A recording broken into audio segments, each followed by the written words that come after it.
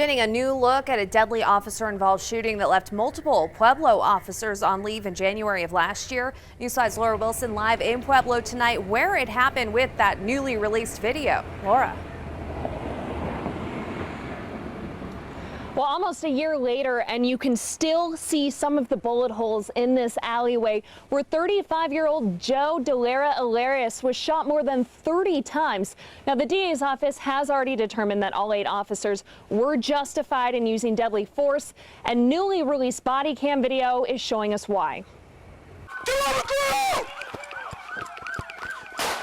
This was the gunshot that triggered Pueblo's first deadly officer-involved shooting of 2018.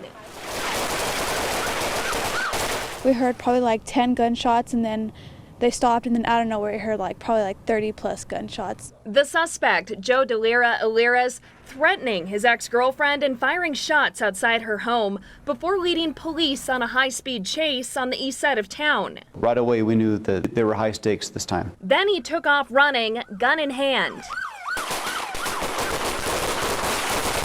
The officers say Hilarious shot several rounds at them, and they quickly returned fire in this alleyway, 125 shots in all. They all felt the same danger at the same time, and they all fired their weapons, which was why there were such a high number of rounds. Medical attention was administered, though News 5 has chosen not to show viewers that footage because Hilarious was pronounced dead on scene shortly after. Life-saving procedures.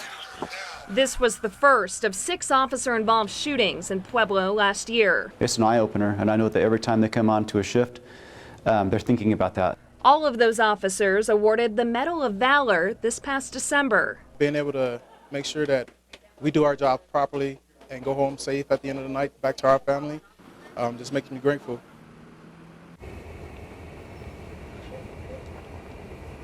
And PPD did follow protocol after this incident, so the 8 officers were put on administrative leave. They have all since returned to work. Always watching out for you, Pueblo. Laura Wilson, News 5.